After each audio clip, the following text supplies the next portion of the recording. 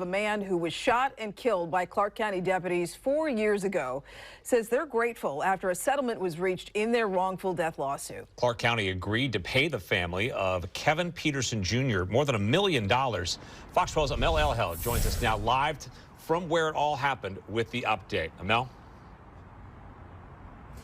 Pete Real, this is the parking lot where Kevin Peterson Jr. was shot and killed nearly 4 years ago. Fast forward to today, with a settlement finally being reached in that wrongful death lawsuit. His family says no amount of money will bring him back, but perhaps serve as a step forward toward meaningful change. The shooting of 21-year-old Kevin Peterson Jr. sparked outrage in the community and was followed by numerous nights of protests, gatherings, and vigils. But to rewind to October 29th of 2020, surveillance video released by authorities shows Peterson running from Clark County Sheriff's deputies after they say they were operating a drug sting and believed Peterson had a gun on him. Over the course of several minutes, deputies say they ordered Peterson to drop the gun and gave him several opportunities to surrender. An investigation revealed Peterson pointed the gun at deputies, and that's when deputies opened fire, shooting 34 rounds at Peterson, 4 of which hit him. An independent investigation later determined the shooting was justified. However, Peterson's family says that was not the case.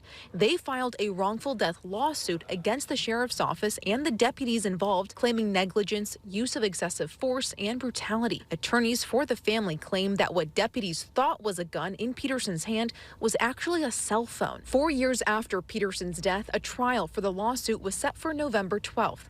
But on Wednesday, Clark County announced a settlement in the case, agreeing to pay the family $1.25 million. The Peterson family issued a statement saying, quote, "This case has highlighted the urgent need for improved training for officers, particularly regarding use of force and arrest procedures. While no amount of money can bring Kevin back, we hope this outcome serves as a step toward meaningful change within the Clark County Sheriff's Office." Sheriff John Horch said in a statement regarding the settlement, quote, "While the loss of life is always tragic, I fully support the actions of my deputies who acted in accordance with their training and the law to protect themselves and our community."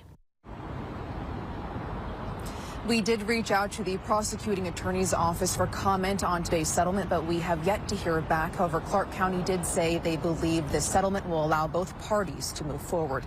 Live in Clark County, I'm Fox 12 Oregon.